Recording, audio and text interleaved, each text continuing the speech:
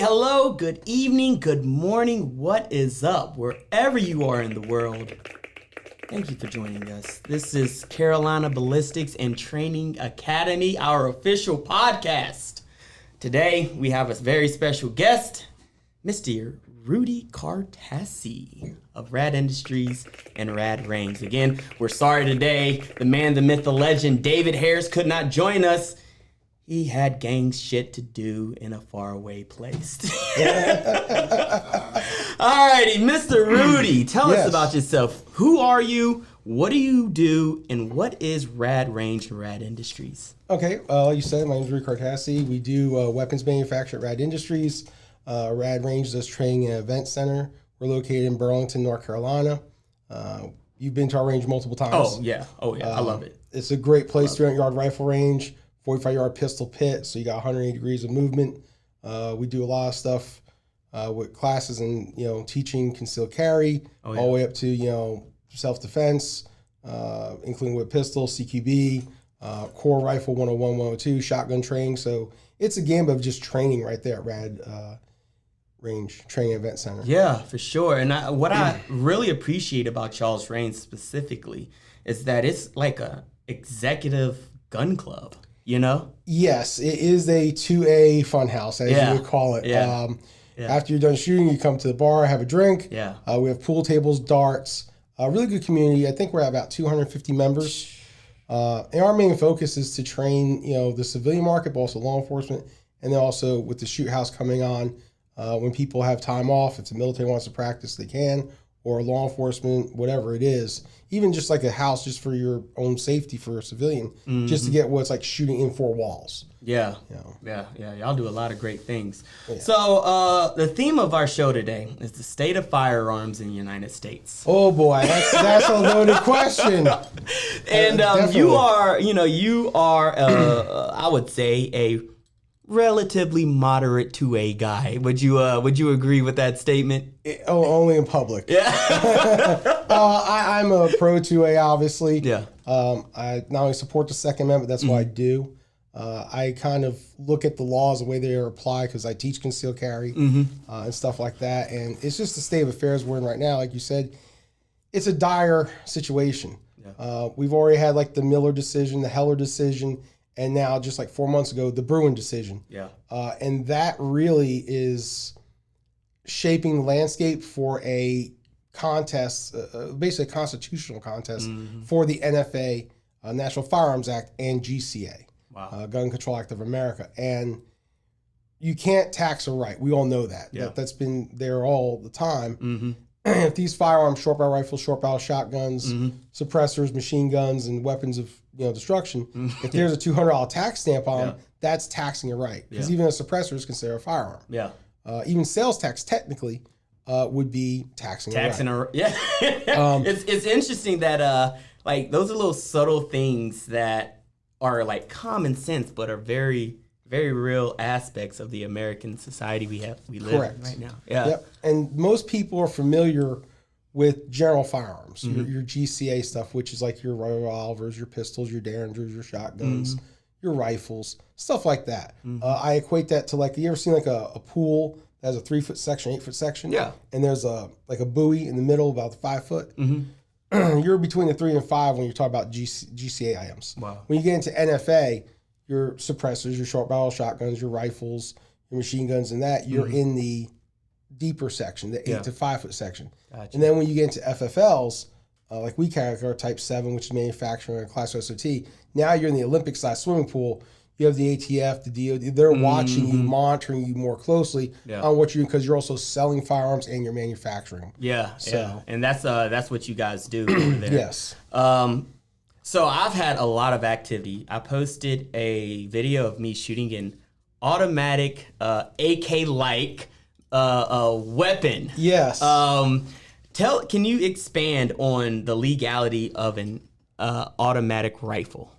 So our grandparents and our older parents basically said in 1986, we don't want to have people having machine guns. Ronald Reagan signed into law, and there was no more further transferable machine guns being legally sold. So anything that's out there, it's about 180 88,000 transferable machine guns that are left out there. Wow. Those are $200 tax stamp, and they range between $30, $40, $50, $60, $80,000. So the way around that, and what people have found out, is if you have a Type 7 FFL, which is a manufacturer's FFL, you have a business, you can apply for what they call special occupancy taxpayer. You pay the government $500 or $1,000, depending on how much money you make in your business, and you're allowed to manufacture machine guns, suppressors, short barrel rifles, destructive devices. You have a Type 10 FFL. Because here's the thing: the government, the police forces, the sheriff's, they don't make their own guns. The civilian market makes it for them. For sure. So they have to be able to possess them and manufacture them. Wow. So what we do is we basically take a blank, like you said, the AK. It's a stamp receiver. We get that. We cut the holes out. We mill it out. We do all the stuff to it. We put the full auto sear in there, and then we just register it with the ATF. Wow. In the NFA division, the branch there. It's a E-form. It's a Form 2 for manufacturing, and that's it. And they can be always sold to military and law enforcement. Can't be sold to the civilian market. That's where you see, like you said, like the rare breed triggers and the wild out triggers and the Palomar triggers. Those there basically still meet the definition of a semi-automatic trigger, because since they're at force reset, you're just forcing the reset quicker, but it functions just as fast. So for the less educated audience, since we're talking on triggers and force resets and bump stocks, what exactly is a force reset trigger? So a force reset trigger works on this principle. When you fire the gun, you pull the trigger, the hammer hits the round. The bolt carrier group in the AR pulls that hammer back down, and there's a locking bar that engages. So just on like a fully automatic, there's an auto sear, which trips. Well, that's forcing your finger forward. So that's one action.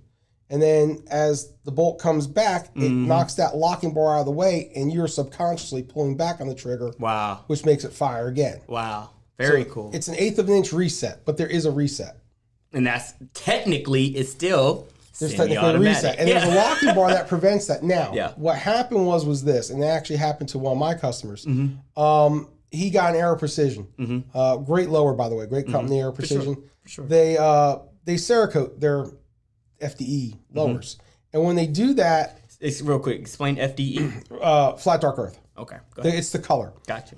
When they Cerakote it, there's more than 100,000 inches Cerakote on each side. So when you do a drop-in auto trigger or drop-in FRT or something like that, the trigger in there, the wall pinches the sear on the trigger. And then what happens is, like what happened to my customer was, he literally put the magazine in, dropped the bolt safety, and the gun started running. Wow. Without even touching the trigger, because the vibration just kept it going and the sear wasn't moving. It happens. That's a catastrophic malfunction. No one was hurt. Right in the lightning bolt. But that's probably what happened with the when they did the testing, because they said it was a machine gun. No, it was a malfunction. There is a locking bar. You can look on Rare Breed Triggers, their website, you see the diagram. That locking bar always engages. Wow. It has to, or you'd have bolt follow, which then the gun would not cycle anyway. Wow. Or hammer follow. Wow. So we talked a little bit about force reset triggers. The difference between a semi-automatic, a force reset. Now, what is a bump stock? Bump stock. So originally bump stocks were, you can bump stock anything, bump fire. It's really bump fire. The stock just makes it easier. I mean, you can put it through your belt loop and hold your finger there and just push the rifle forward, and the recoil will pull it back. You're pushing forward. You're bump firing the gun. Wow. I think Trump, he did executive order after the Las Vegas shooting. And the whole thing was, I mean, when you look at that, it was an executive order. Originally executive orders didn't carry penalties. Now they carry penalties because the ATF is saying, okay, they're illegal. Well, go to a jury of your peers and say, hey, is this piece of plastic a firearm? They're going to say no. But because our president signed it into law, I mean, they say they're now illegal. Wow. But again, when you look at the Heller case, the Miller, and the Bruen decision now, and the Bruen decision was really something we need to talk about. That just came out about 4 months ago. And Clarence Thomas... Explain the Brewer So the Bruen decision basically came down to, where does the Second Amendment fall? What year do we start justifying it in the context, tradition, and history of the United States? Remember, in 1972, the ATF was created. They didn't take it to that point. They didn't take it back to the 1930s. Wow. When you had the Chicago gangsters in St. Valentine's Day Mass. They didn't take it back then. They took this back now. And again, the Bruen says is important. Here's the reason why. Originally, you had context, history, and tradition of the United States. Yes, you have the right to have firearms. But then it was balanced over here by the public's interest. Yeah. You know, machine guns are scary. Suppressors are scary. You know, you can pay your tax stamp, this, that, and the other. Now it's said the Supreme Court has ruled you don't have to figure out what the people want. Yeah. It's what the context, tradition of history. And they took that back to 1779. Wow.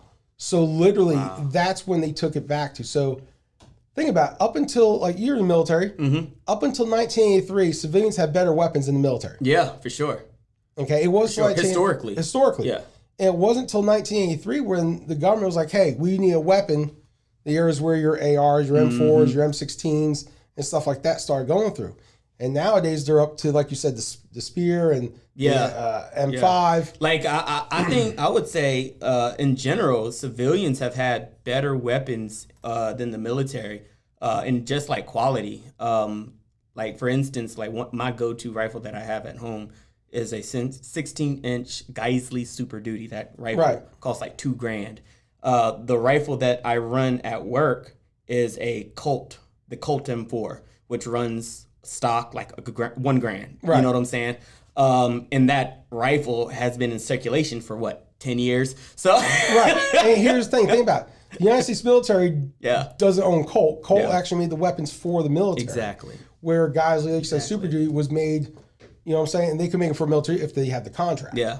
But look at, which they should. Oh, they should. Yeah, I mean, there's a lot. There's a lot of things. But look at as a whole. Back what we were going to was traditionally the civilians, and we use the same calibers, and that was done for a reason. Think about it. If the military used 5.56 223, and we were invaded by a foreign country, let's say country of ABC that doesn't exist, the civilian, like you said, the militia. Yeah, it's not a militia where it implies there's more than one. It's the militia. Yeah, could be called.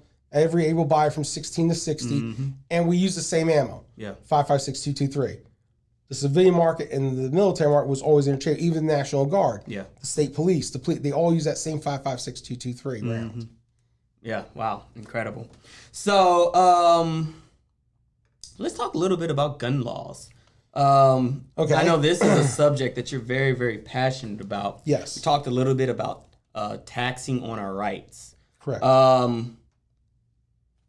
Why were gun laws put in place, in your opinion? Right. Why were gun laws? And I mean, like, some of it, like, why were gun laws? I could give you the quick 2-minute version. So if you ever look at the Second Amendment, it says the right of the people to keep and bear arms shall not be infringed. The people is me and you. If I say that to another human being, they're going to look at you, what does that mean? But if I say it to the government, the right of the people to keep and bear arms shall not be infringed, it's very straightforward. The government cannot infringe on our rights, and that should be the only law. But what happened was this. Back when these laws were created, the citizenship of this country was a little bit different. Okay, so you had what they call, the only law that was there accepted was called the Black Code, and that restricted African Americans and American Indians from having firearms. Wow. Once we had, slavery was gone and everybody had their rights and everything was back to normal, that went away. And literally the Second Amendment is what stood. Wow. Then what happened, you had the NFA, National Firearms Act, which, by the way, if you look at, is Mein Kampf. Yeah. Is a play-by-play of the Weimar Republic and Adolf Hitler. It's taken right from there. Wow. And what that was is a restriction and registration. If we know who has the guns, we know who has the power. Yeah. That was straight from there. Yeah. We as the United States took that and said, we're going to impose a tax stamp, okay, of $200. $200 back in the 1930s was a lot of money. Yeah, for sure. But the gangsters still had the money to buy the tax stamp. They didn't care. And they weren't going to buy a tax stamp. They're gangsters, right? I mean, think about what we're saying. So just like suppressors were put in the NFA because people were starving, they were taking game out of season. Instead of the government feeding the people, they made a restriction on suppressors so people couldn't take game out of season. Wow. So that's where this is all coming from. Then you had the GCA, Gun Control Act of America. And that's where you got that was right at the time Martin Luther King, John F. Kennedy, these assassinations, the assassination attempt on Ronald Reagan. That's when you had, the federal background check started coming in. Wow. And these have all been a legacy. Now these people are dying off. Yeah. And you're starting to see people starting to fight for their rights again. Mm-hmm. You know, and even with the Bruen decision, it said it's text, tradition, and history, not what people fear or people think about it. Yeah. Because you might fear the dark, I might fear the light. Yeah. You don't know what people fear, but you can't define that. Only what the law says. Wow, that's incredible. Mm-hmm. Moving on, in connection with gun rights, how do politicians use fear to control the narrative in connection to gun rights? So I was running for county commissioner, as you know, in Alamance County. And so I have a little bit of thing on the politics. The way I see it is this. They want you to vote for them. Mm-hmm. Okay, so I'm going to befriend you. I'm going to be nice to you. I'm going to tell you what you want to hear, right? Mm-hmm. They shouldn't. They should tell you what you should hear. Yeah. But I'm going to tell you what you want to hear, okay? And you're going to vote for me. And then we're going to turn around. I'm going to say, hey, I need money. So you're going to pay your taxes, and that's going to pay me. So not only do you like me, but now you're giving me money in the form of taxes, right? But then I'm going to turn around behind your back and go, you know what? So I can keep you subservient to me and keep getting money from you and you keep voting for me, I feel that you shouldn't have firearms. Wow. Just in case the day ever comes where I want to be like, you're no longer a citizen that I need to vote from. Mm-hmm. You're now a subject for me to rule over. Wow. And that's where that comes to be. They want the protection. Mm-hmm. Look at the Capitol. They have the Supreme Court justices have the U.S. Marshal Service. The president and the House, they all have Secret Service. Mm-hmm. They have plenty of people with guns protecting them. For sure. Even the private sector. For sure. Mark Zuckerberg, Elon Musk. I mean, all your Fortune 5, all their executives, private security protecting them. And they're telling you should have a gun to protect yourself and your family. Okay? But it's okay if you get killed or murdered. But not this guy. But not this guy, right. Yeah. So, and remember, back in the day, you used to be able to go up to the White House and knock on a door and talk to Abraham Lincoln yourself. Wow. Nowadays, that just doesn't happen. Ain't no way. Yeah. Ain't no way. No. So, one thing that I noticed was that anytime when like a tragic Good event, Pepsi, by the way. tragic event happens. Sponsor. Anytime a tragic event happens, the first thing comes up is, what kind of gun did he use? Oh, he used an AR-15. That means it's a million times more diabolical than any other weapon that can be possibly used. Correct. Why do we keep finding ourselves? And it's disturbing to me because, like, you have somebody that literally just killed 30 people, and we're blaming the weapon. You know what I'm saying? Correct. So, you know what I'm saying? Like even if you took the weapon out of the equation, that person is still committed to killing massive amounts of people. Like, we take, for instance, what happened in Canada. A guy stabbed 20 people. Exactly. Just went crazy and just stabbed. You know how crazy that is? Yeah. I mean, ask the Gurkhas. They use the kukri. Yeah. Yeah. How crazy it is just to stab. It is crazy. And that's up close and personal. Yeah. Yeah. But let's look at the polarization effect. Mm-hmm. Let's look at you have Uvalde. Yeah. And you have Kyle Rittenhouse. Yeah. Okay. Yeah. Both were using ARs. When Kyle Rittenhouse defended himself, and he did defend himself. Yeah. He was not a mass shooter. Yeah. He was already. They had the trial. Mm-hmm. He was found not guilty. Mm-hmm. With prejudice, so he can't be tried again. Yeah. And he defended himself with an AR. Mm-hmm. I mean, and I think a $40 red dot off Amazon. Yeah, the AR is the most. Eugene Stoner, when he designed it, I always said, Eugene Stoner got together and, this is your workspace. Everything is here. Mm-hmm. It is and it's not a weapon of mass destruction. It is the American rifle. Yeah. That's what Americans use. Mm-hmm. It's great for coyote hunting. It's great for shooting. Even with the AR-10 with 308, we used to take deer with it. It is really a self-defense. It's a shield weapon. Yeah. And then you look at the Uvalde incident where you had somebody getting shot. They're like, oh, these wounds are horrible. Mm-hmm. It's a 223. It's a hyped up 22. It's a high velocity 22. But it's still a 22. It ain't like getting hit with a 308 or 7.60 by 39. It's literally a 22 just with a lot more power. Yeah, with a lot of and then you look at the mass shooters you were saying, in the Uvalde thing, when you see those body counts, that is literally, like we said, a failure. Yeah. And again, I don't want to put people on the spot saying it was a failure. Law enforcement in particular saying it's a lack of training. Mm-hmm. Okay? dedication. Nobody wants to eat a bullet, but I mean, that's your job. When you sign that dotted line, that's your job. You're like, hey, look. Yeah. And even if it wasn't a law enforcement, even if it was a regular civilian, and you start seeing that, look what happened in Indiana, where, the guy's 22 years old, shot the guy who was doing a mass shoot at the mall, 8 rounds, hit the guy from 40. Out of 10. Yeah, out of 10 from 40, was it 41 yards away? 45. 45, 121 feet. Yeah. That's pretty impressive. That was crazy. When I read that, I was like, "Who is this? Just John Wick?" What he saved count. We don't know how many people he saved in that mall. Yeah, for sure. But we do know one thing: he did save a bunch of people. Yeah, for sure. I think that really falls into the conversation of what a good guy with a gun can do. Exactly. In connection with dealing with these mass shooters. A little bit about the 8th Amendment and how it plays off of the 4th Amendment in firearm owners. Right. We had an interesting conversation on that. Explain exactly what we're talking on. So originally, if you didn't pay a fine, the tax stamp, let's just call it a fine or a tax stamp, it was 25% of the value of the stamp would be your fine. So let's say you didn't pay $200 tax stamp, you pay $250. So $200 for the tax stamp and the $50. Yeah. Somewhere along the way, we decided, again, I don't think we decided, I think the bureaucrats decided that if you don't pay for a tax stamp for a suppressor, and we're not talking you did a criminal act. Understand, there's no criminal act here. Yeah.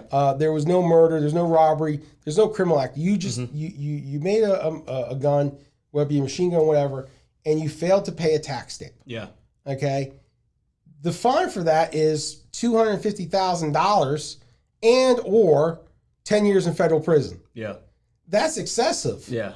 Anybody would think, well, if I pay $200 fine, I now got to pay $250,000? Yeah, that's kind of wild. That's not even 25%. I mean, come on. So we've made it to where, and think about it, with this new amnesty coming out for the pistol braces, do you think this is by accident?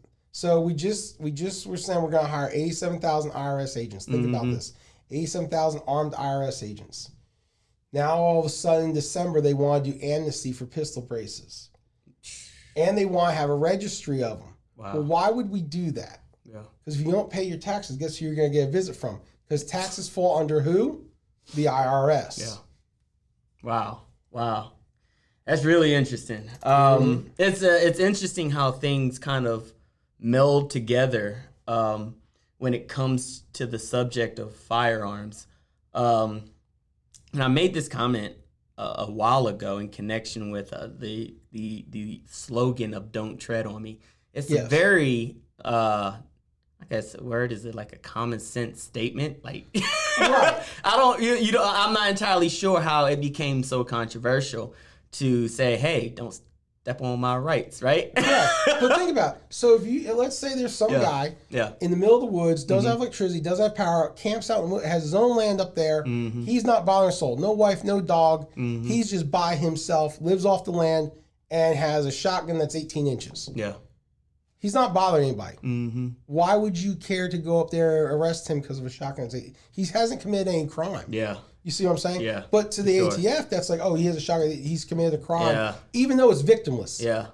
And what I've also noticed is that like the media and also politicians who are like, I don't know if they're willfully ignorant in connection with firearms, or they are just playing on the ignorance of people in connection with firearms. But immediately they'll make heinous statements. I remember a current president was making a statement about a 9mm pistol blowing the back out and blowing your lungs out. I was like, what in the world? And he was like, I would much rather have a double barrel shotgun. And I was like, well, the double barrel shotgun's more likely to blow your lungs out the back instead of a 9mm pistol. Yes, this was the same president that told his wife if there's ever a burglar in the house, shoot the double barrel shotgun up in the air. Which we know not to do for gun safety. Yeah. But yes, there is that. But I mean, look at it this way. When you look at who's in charge of these operations, just look at Ruby Ridge, right? Yeah. The guy missed the court date. Yeah. So they send people up there, and literally they kill his wife and his son. And then when it's all said and done, the only thing that stuck was he missed his court date. Sheesh. Let's look at Waco. You have a bunch of people living in a compound, not bothering a human soul. Yeah. The ATF goes in because making guns, and stuff like that. They get into a firefight. The sheriff has a ceasefire, so they get the wounded and dead out. Okay. Then they start blasting loud music and bright lights 24 hours a day for 40, 50 days? Driving these people. I mean, they were heavy religious in their world cult, heavily armed. And now you're gonna drive them insane. That's your win. Yeah, that was and I think even to this day, the ATF considers that one of the most colossal fails in the history of law enforcement. Probably but the FBI thinks it's a win. I mean, they 20 children died. I mean, who's counting numbers, right? Yeah. What are numbers? All right. Buyback programs. You got a 3D printer? Yeah. So a lot of communities use buyback programs in order to show to the rest of the community that they're cleaning the city of illegally purchased guns. They're taking all the guns out of the criminals' hands. Yeah. That is like for people like us, right, who understand the cost of pretty much. They'll do like $100 for a pistol and $200 for a rifle and $150 for shotguns. And in my mind, I'm like, you can just go to a pawn shop and get better than Right. Buyback programs are really bad. Yeah. And there's a reason why. The guns that they are picking up are probably like grandpa's old shotgun. Yeah. That probably is worth a lot more. Yeah. Like a 870 Wingmaster or something like that. 1887. Yeah, something that would be a lot worth. But they're picking those up. Yeah. Like wooden stocks. I mean, they're not getting full Glocks off the street. They're not getting, the criminals' guns. The criminals, I could give them their guns. Yeah. Let's be honest. Yeah. And then you have the people are 3D printing them and just like, here's a gun. Here's a gun. I paid $6 for the resin. I got $150 in my pocket. And I'm going to do that times like 300. So I just made bank, right? I mean, and they're really just taking the taxpayers' money. Yeah. Nobody's going to sell their $3,000 AR for $300. No, right. No. Like anybody that buys guns regularly would consider that an insult. I'm going to give you $200 for your $1,500 rifle. Pawn shops give you more than that. Yeah, you know what I'm saying? Right. It's a joke. It literally is a joke. Yeah. We laugh about it. And I get where they're coming from of, yes, we don't want criminals to have it on the street. Yeah. So take that money, right, and hire law enforcement agents. I often say this, you ever seen the Men in Black, like the movie? Yeah. Hire those guys, like get people to go after your wanted fugitives, your criminals. And I'm not talking, mom and pa kettle who ran a red light. I'm not talking, Johnny Stoner on the block that's smoking a joint. I'm not talking victimless crimes. Yeah. I'm talking your murderers, your rapists, your child, the heart, your cartel gangbangers. Yeah. Those guys, go after them. Yeah. Okay. Instead of your taxpayer. But I mean, taxes, here we are. Right. So, and most of that is revenue for the county. Yeah. They catch you, think about this, they catch you speeding in the county, right? The county prosecutes you, so they're going to, court cost goes right to the county. The fine is only maybe $50. Wow. But the court cost is $120, so now you got a $170 ticket. Yeah, it's, whew. So the final question I wanted to make sure we touched on, why should the rise of mass shootings should not consider gun control? Like, why? I guess we have these mass shootings. Right. And the immediate question is, the answer to these mass shootings is to restrict firearm purchases. And between the politicians and the media, they'll talk about the dangers of pistol braces and short barrel rifles and short barrel shotguns. Why should the concept of gun control not even be a subject of conversation? Okay, so gun control to me and you is using two hands. Yeah. To control the firearm. The Second Amendment automatically says, hey, the right of the people to keep and bear arms shall not be infringed. So that's why it shouldn't be in the conversation. But let's say you want to throw it in for why do we have firearms? Nobody would fear the gun if it wasn't for the bullet. Yeah. Right? Yeah. And when you look at stuff like nuclear weapons for the United States, we guard those with firearms. Yeah. Our prescription drug facilities, we arm our security staff with firearms. For sure. If you look at even our food supplies, our medical supplies, our stuff that society runs around, most of the time, even our money is guarded by armed guards with a pistol or a rifle, something that has a bullet in it, right? But the thing we won't do is protect our children with that. And here's here's where it comes out to. If you look at it in this perspective, we have RSOs. The sheriff's office has an RSO in a school. They are waiting for that one day for something to happen. It may come, it may not. Hopefully it doesn't. But look how big these schools have gotten. They're literally fortresses, okay? Or if you want to call it a prison built backwards. Yeah. It's hard to get in, and the children are kept aside there. But you have one person with either, maybe they might have a PEW on, but most of the time it's a pistol or a shotgun in a locker. If a school shooting happens on this side of the complex, by the time they get there, it's already too late. For sure. Because there's only one of them, if they have one at all.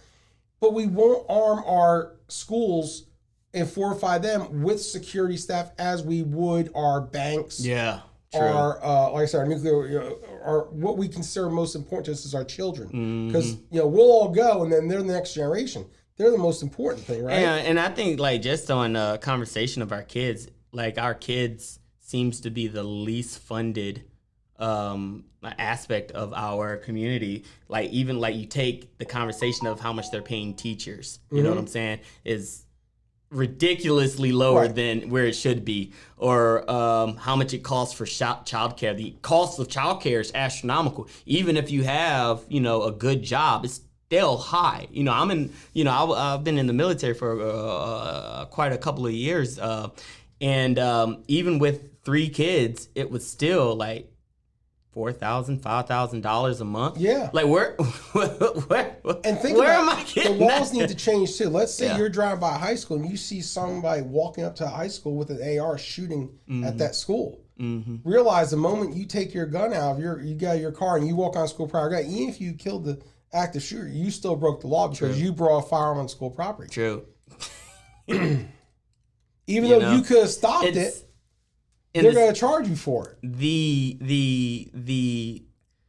I don't know. It seems like it's just a constant back and forth conversation of the morality of guns. You know what I'm saying? And we've said this before in connection with pretty much anything that's inanimate. It has no religion. It has no morality. It has no conscience. It has It has no agenda. But look at this. Remember, like Jesse James, the Wild Wild West? There were schoolhouses back then. Yeah. Why didn't these bad guys go and shoot up a schoolhouse? You want me to tell you why? Why? I'll tell you why. Because normally, if someone did that, the sheriff would round up the posse. Wow. Which that would be everyone in that county. And got immediately deputized. And they would put this guy as public enemy and hunt this man down and shoot and kill him. Wow. There would be no trial. Yeah. They would skip the hangman noose. Yeah. Okay, so the bad guys even knew, I'm not going to go do that because there was severe consequences. Yeah. You're not getting your day in court. Yeah. So, I mean, they didn't bring handcuffs back then. Yeah, and we've gotten to a place in society in which there's just a constant conversation about, like, morality, years ago, like if you raped somebody, it wasn't even a question. You'd be put to death. Yeah. You know what I'm saying? Now it's like you rape somebody, you might get 3 years, you might get 10 years, or you might get no cash bail and be out the next day. I mean, like where are we as a society in which we're becoming less and less aggressive on people who are actually committing actual crimes and more aggressive towards the everyday taxpayer? If you look probably at Fayetteville, if you look at every county in the United States probably, and you look at how they're charging crimes, most of your crimes are traffic violations. Yeah. It's money. Yeah. You'll have drugs in there, but very few are like your high profile. They're just not going after them. Or like even over there in Buckhorn Road, like yesterday we're talking, a 14-year-old, 18-year-old kid just got killed in Alamance County. Yeah. They don't even have a clue. Wow. And they were kidnapped. They knew they were kidnapped from their school on Friday. Yeah. I think I read somewhere that the girl's family. They actually frequent Charles Range. Yeah. That was incredible. It was a case out there for y'all that are watching. The Buckhorn case. There was a girl and a young man. They were both murdered and basically thrown into a ditch out there. It's devastating for the community, devastating for the families. And I know Carolina Ballistics and along with Rad Industries, our hearts really go out to y'all in connection with that tragedy. All right, guys, that concludes our show. Rudy, tell us what you got coming up. So we have date night coming up. If you want to register, go to radrange.com. We have some Apex Defense Group coming out there for more training. Awesome. Rad Range will be doing some more stuff starting getting into the colder weather, so we'll be more active. Always look for members to join. We have the ballrooms, like I said. We have axe throwing. We have pool tables, darts. Wow. Pro shop, cigar lounge. Wow. If you enjoy cigars, the cigar lounge is litty. Yes. The good news is, like you actually saw, we do offer people something that really doesn't come around much, and that is the ability to actually shoot fully automatic weapons. Your M4s, the 9mm Banshee, which I heard you love. That was amazing. That was we have a full auto Glock. 9mm, full auto FNFAL, which is 7.62 by 51 or 308, and then like I said, the full auto AMD 65. AK 7.60 by 39. It goes rat tat tat tat tat. FEG. FEG. FEG